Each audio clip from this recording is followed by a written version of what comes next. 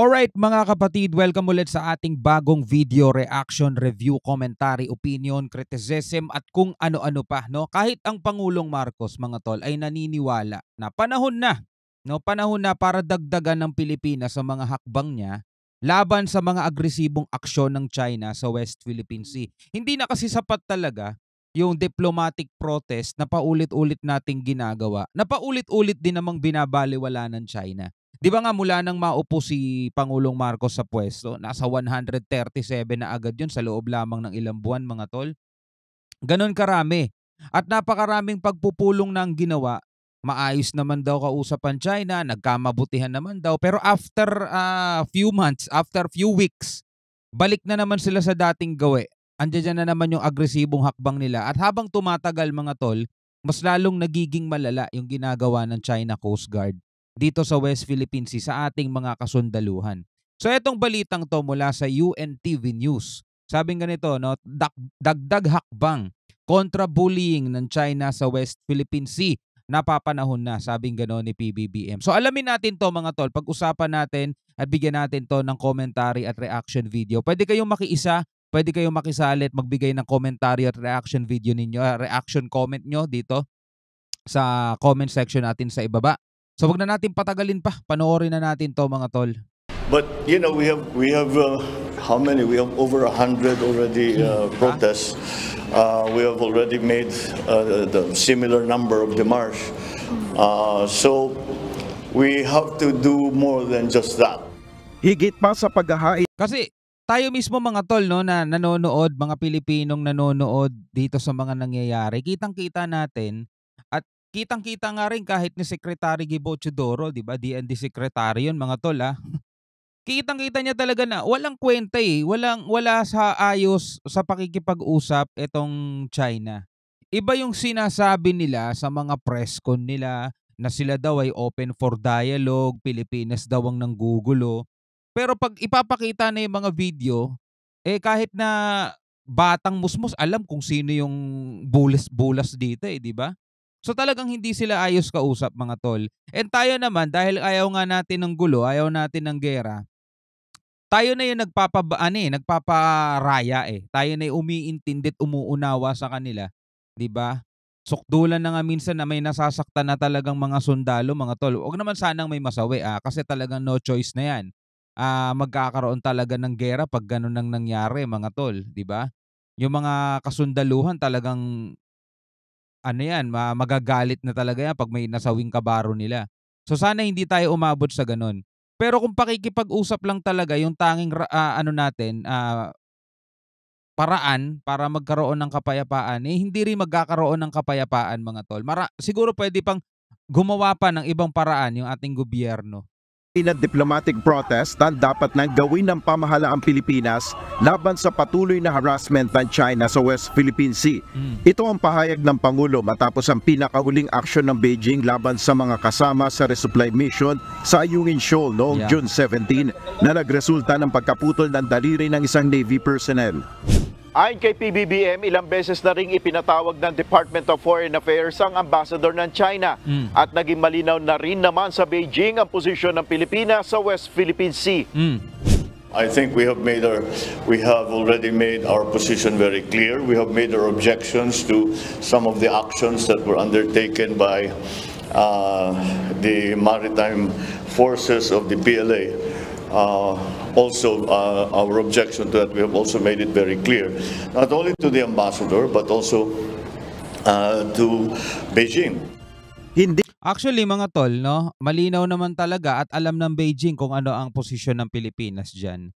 Ito lang din ang malinaw sa atin, tayong mga nagmamasid, tayong mga nanonood. Malinaw din sa atin mga tol na yung posisyon ng Pilipinas ay hindi kinikilala ng Beijing. Hindi kinikilala ng China sa kabuuan mga tol. Yung tinatawag nating 2016 Arbitral Award na napanalunan natin, tinatawag nilang invalid o tinatawag nilang walang kasaysay, walang kabuluhan, invalido. Hindi nila kinikilala mga tol at kahit kailan na hindi nila kinikilala. Yun din naman ang paulit-ulit nilang sinasabi sa atin. At ang paulit-ulit nilang sinasabi sa atin mga tol na illegal tayong pumapasok sa kanilang teritoryo, which is West Philippine Sea. na alam naman natin bata yan ay defined by UNCLOS, which is asignatory din naman sila. Nakapirma sila doon mga tol. Kaya nga kung titignan mo, napakalabo talagang makausap nitong China ng maayos eh. Kasi biruin mo nakapirma na sila sa UNCLOS. Alam nila yung UNCLOS, United Nations Convention on the Law of the Sea. 'Di ba? Alam nila yon mga tol. At UNCLOS ang nag-define na ang Pilipinas may 200 nautical miles, nakapirma sila doon 1982. Samantalang hanggang ngayon mga tol, hindi nila kinikilala at mas pinaninindigan nila yung wala namang basehan, no, yung baseless na 10-dash line nila mga tol. At yun nga ang tingin nila sa Pilipinas mga tol, nagpo-provoke tayo, paulit-ulit nila sinasabi yan. Nakasadsad daw yung BRP Sierra Madre sa Ayungin Shoal na illegal, 'di ba? Paulit-ulit yan. Tapos naglabas pa sila ng batas na mga aresto ng mga trespasser sa kanilang mga inaangkin teritoryo. Biglang naglalabas ng batas na may fishing ban, di ba? Kung titingnan mo mga tol, ano pang ilalaban, ano pang ilalapit nating pakikipag-usap sa kanila, mga tol? Nasasabihin natin, eto posisyon ng Pilipinas. Tatanggapin kaya nila yon mga tol? Hindi eh. Wala talaga eh, 'di ba? Kaya talagang hindi sapat na makipag-usap lang. Kaya yung sinasabi ng ibang mga ini-interviewing professor, attorney, mga ganun-ganon, 'di ba? Na kailangan daw makipag-usap sa China, makipag-usap sa China. Para namang mga bagong panganak lang 'yan eh. Noon-noon pa, yun na yung ginagawa ng Pilipinas, wala naman nangyayari. Palagay ko hindi na basta-basta pakikipag-usap sa China eh. Ang dapat gawin ng Pilipinas, pakikipag-usap sa buong mundo. At yung buong mundo susuporta sa Pilipinas para kausapin ang China. Kasi kung Pilipinas lang makikipag-usap sa China, walang mangyayari. The ambassador, but also to Beijing. Hindi na idinitalye pa ni Pangulong Marcos ang susunod na hakbang ng Pilipinas sa aksyon na ito ng China matapos ang paghahain ng note verbal ng Pilipinas. Balikan natin Hindi na idinitalye pa ni Pangulong Marcos ang susunod na hakbang ng Pilipinas sa aksyon na ito ng China. Kita mo, tama ba ginawa nito? Ito? Di ba? Tapos pakikipag-usap ang gustong nating mangyari diyan. Wala talaga, hindi sapat. Kailangan na magdagdag. Matapos ang paghahain ng note verbal, paliwanag pa ng Commander-in-Chief, hindi may tuturing na arm attack nangyari pero illegal at sinadya ng China ang pagharang nito sa resupply mission sa Ayungin Shoal. It's not armed. Walang pumutok. Hindi tayo tinutukan ng baril. But it was a deliberate action to stop our people. But in the process of that, kinuhanan tayo. They boarded a Philippine vessel and took the equipment from that Philippine vessel. Ipinagtanggol rin ng Pangulo ang unang naging pahayag ni Executive Secretary Lucas Bersamin na maaaring misunderstanding lamang ang nangyari. Because nung una, hindi tinitignan pa lang namin yung data. Ayun nga. Baka Yun nga yung sinabi ko rin nung nakaraang reaction video ko. Kasi nangyari yung na sinabi nilang hindi yan misunderstanding, sinadya yan ng China. Nung nagpunta na sila sa Palawan at nakausap na nila yung mga nasugatang sundalo, doon na sila nagkaroon ng conclusion, hindi to misunderstanding. Talagang sinadya ng China to. So yun nga yung reaction natin din nung nakaraan. Because nung una, hindi tinitignan pa lang namin yung data. Baka nagkamali lang. Pero mula nung napunta ako sa Westcom at nakausap ko si Admiral Torres, lahat na pati na yung mga seaman, sinabi ko ano ba talaga nangyari? Maliwanag, hindi misunderstanding. Talagang pinuntahan tayo para harangin ang ating resupply. Nagbabala naman ang Department of Foreign Affairs sa publiko kaugnay ng mga umano'y pekeng impormasyon kaugnay ng sitwasyon sa West Philippine Sea. Ayon kay Foreign Affairs Secretary Enrique Manalo, matagal nang nagkakaroon ng disinformation kaugnay ng issue. Kaya naman payo niya sa publiko, huwag basta maniniwala sa mga salaysay o pahayag lalo na kung nanggagaling ito sa mga hindi mapagkakatiwalaang source. Sino ba naman nagkakalat ng mga disinformation na yan? Mga propaganda ng China. 'Di ba? Kaya nga dapat tayo mga Pilipino, mga to, lagi tayong maging aware. 'Di ba? Sa mga pinapakinggan natin, lalo na pag nagmumula yan sa mga pro-China, naku po.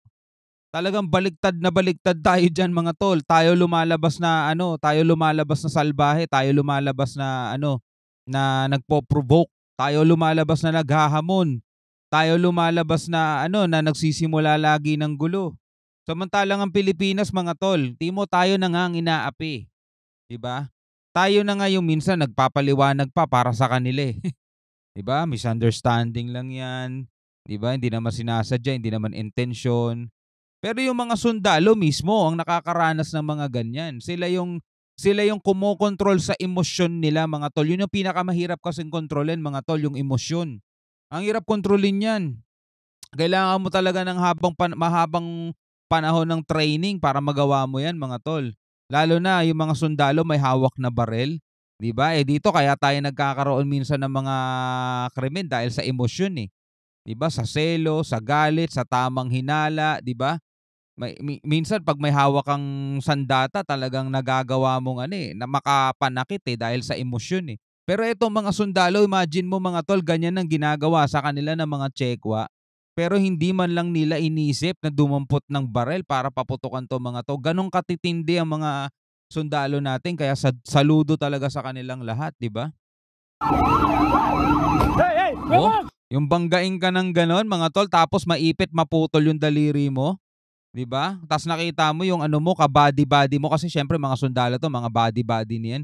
Yung body nila si Sarge naputulan ng daliri. Loko 'tong mga 'to, Sumusobra na kayo, 'di ba? Gano'n-gano'n yung mga reaksyon 'pag ordinaryong tao lang pero matibay ang emosyon nitong mga sundalo natin, mga tol. Talagang andodo'n pa rin sila sa ano, rules. Andodo'n sila sa kung anong utos ng ano, nakatataas sa kanila. Mga hindi mapagkakatiwalaang source.